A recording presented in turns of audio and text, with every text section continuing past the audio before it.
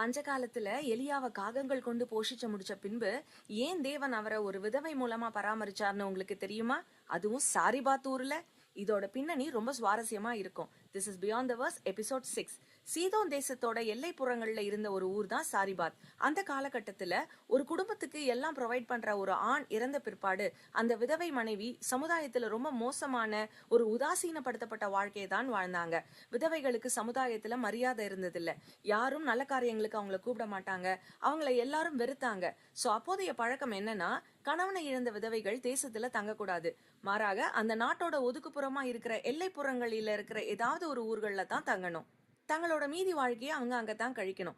அப்படித்தான் சாரிபாத்ல ஒரு விதவை தங்கி இருந்தா. அந்த தேசத்தோட ஏழையான கடைசி பெண்மணியா. எலியா மழை பெய்யாதுன்னு தீர்க்க தரிசனம் சொன்னது இஸ்ரவேலின் ராஜாவாகிய ஆகாப் கிட்ட. அந்த ஆகாப் ராஜாவோட மனைவி தான் எசபேல். வேதத்துல பாக்குற மிகவும் கேவலமான கொடூரமான ஒரு ராணி. இந்த எசபேல் யாருன்னா, சீதோன் தேசத்து ராஜாவான எருபாகாலோட மகள், அதாவது சீதோன் தேசத்தின் இளவரசி. இவ ஆகாப கல்யாணம் பண்ணிக்கிட்டு இஸ்ரவேலின் ராணியா ஆகரா. பாகால் வழிபாட்டை இஸ்ரவேல் தேசத்துல கொண்டு வந்து ஜனங்களை தேவன் கிட்ட இருந்து பின்மாற்றமடைய செய்யற மிகப்பெரிய பாவ காரியத்தை செய்யறா. வரலாறு சொல்லுது, இந்த சம்பவங்கள் எல்லாம் நடந்த காலகட்டத்துல சீதோன் தேசத்துல ராணி, அதாவது எருபாகாலோட மனைவி உயிரோட இல்ல, அவங்க இறந்துட்டாங்க. ராணி இல்லாததால இளவரசி எசபேல் தான் சீதோன் தேசத்தோட முதல் பெண்மணியா இருந்தாங்க.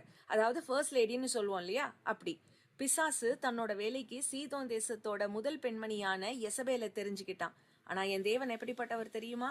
தன்னுடைய தேவ திட்டத்துக்காக அழைக்கப்பட்ட தன்னுடைய ஊழியக்காரனாகிய எலியாவை போஷிக்கிற பெரிய வேலைக்கு அதே சீதோன் தேசத்தோட கடைசி பெண்மணியான சாரிபாத்தின் விதவையை தெரிந்து கொண்டார்.